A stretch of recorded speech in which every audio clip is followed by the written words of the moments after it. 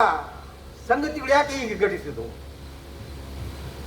ಇತಿಹಾಸ ಅನ್ನುವಂಥದ್ದು ಅಥವಾ ಚರಿತ್ರೆಯ ಘಟನೆಗಳು ಅನ್ನುವಂಥದ್ದು ಕಾರ್ಯಕಾರಣ ಸಂಬಂಧಗಳ ಆಧಾರದಲ್ಲಿ ಘಟಿಸ್ತವೆ ಎನ್ನುವಂಥದ್ದನ್ನ ನಾವು ಆಲೋಚನೆಯನ್ನ ಮಾಡಿದರೆ, ಇಲ್ಲಿ ಚಿಕ್ಕಾಯಿ ತಾಯಿ ವಿಜಯನಗರ ಸ್ಥಾಪನೆಯಲ್ಲಿ ಬಹಳ ನಿಕಟವಾದಂತಹ ಪಾತ್ರವನ್ನು ವಹಿಸಿದಳು ಅನ್ನುವಂಥದ್ದನ್ನು ನಾವು ಗುರುತಿಸಬೇಕಾಗ್ತದೆ. ಯಾಕೆಂದ್ರೆ ಸಂಗಮ ಸಹೋದರರು ಸಾಮ್ರಾಜ್ಯ ಸ್ಥಾಪನೆ ಮಾಡಿದಾಗ ಅವರ ಕೈಯಲ್ಲಿ ಏನೂ ಇರಲಿಲ್ಲ, ಅವರಿಗೆ ಹಣಬಲ ಇರಲಿಲ್ಲ, ಧನಬಲ ಇರಲಿಲ್ಲ. ಆದರೆ ಅವರಿಗೆ ಹೊಯ್ಸಳ ಮೂರನೇ ವೀರಬಲ್ಲಾಳನ ನೈತಿಕ ಬೆಂಬಲ ಇತ್ತು ಎನ್ನುವಂಥದ್ದನ್ನ ಬಹುತೇಕ ಎಲ್ಲ ಇತಿಹಾಸಕಾರರು ಕೂಡ ಒಪ್ಕೊಳ್ತಾರೆ.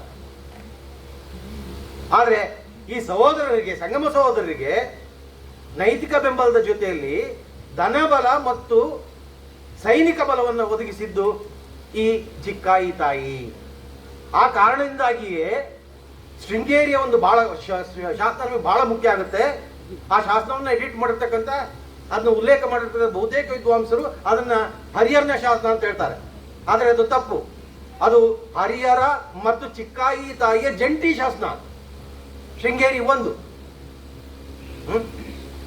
ಸೊ ಆ ಶಾಸನದಲ್ಲಿ ಮೊದಲನೇ ಹರಿಹರ ಮತ್ತು ಅವನ ಸಹೋದರರು ಶೃಂಗೇರಿಗೆ ಭೇಟಿ ಕೊಟ್ಟು ಭಾರತೀ ತೀರ್ಥ ಸ್ವಾಮೀಜಿಗಳಿಗೆ ಅನೇಕ ದಾನಗಳನ್ನು ಅವರು ಕೊಡ್ತಾರೆ.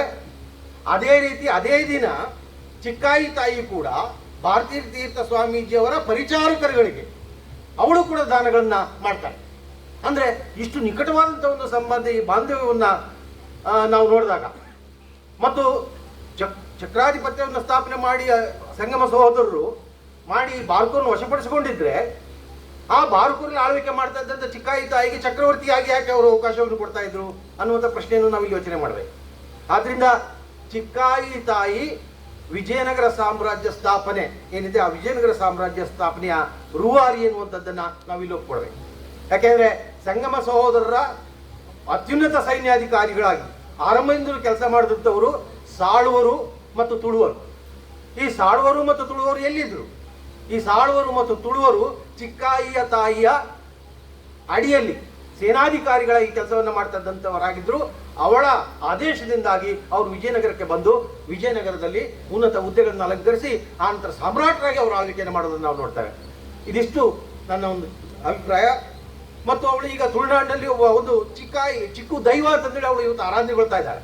ಚಿಕ್ಕು ತಾಯಿ ಇವತ್ತಿಗೂ ಕೂಡ ಜನ ಅವಳನ್ನ ಆರಾಧನೆ ಮಾಡ್ತಾ ಇದ್ದಾರೆ. ಇದಿಷ್ಟು ನನ್ನ ಪ್ರಬಂಧದ ವಿಷಯ. ಇನ್ನು ಹೆಚ್ಚಿನ ವಿಷಯ ನಾನು ಪತ್ರಿಕೆಯಲ್ಲಿ ಕೊಟ್ಟಿದ್ದೇನೆ. ಅವಕಾಶಕ್ಕಾಗಿ ಇಲಾಖೆಗೆ ಮತ್ತು ಎಲ್ಲರಿಗೂ ಕೂಡ ಧನ್ಯವಾದಗಳನ್ನ ಹೇಳ್ತೇನೆ.